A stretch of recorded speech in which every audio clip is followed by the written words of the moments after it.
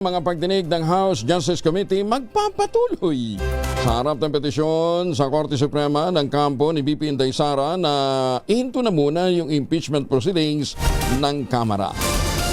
Detalye ng balita mula kay Manang Milky Riganan, RH12. Manang Milky. Nakabatay sa mali umanong paglalahad ng mga pangyayari at maling interpretasyon ng saligang batas ang petisyon ng kampo ni Vice President Sara Duterte. Daksyon to ni Bicol Saro Party List Representative Terry Ridon, miyembro ng House Justice Committee, sa petisyon na isinumite ni VP Sara sa Supreme Court para pigilan ang nagpapatuloy na impeachment proceedings ng komite.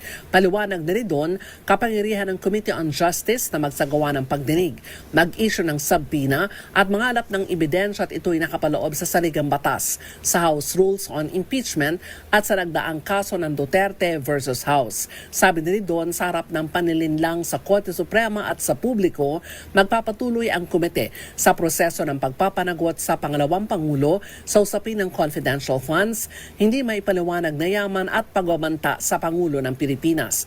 Lalapag-anya sa masusunod na araw ang mga dokumento mula sa Ombudsman, BIR at Securities and Exchange Commission. Git pa ni Ridon, nasa gitna na tayo ng proseso ng pagpapanagot sa pangalawang Pangulo at tuloy-tuloy na ito hanggang sa pinakadulo.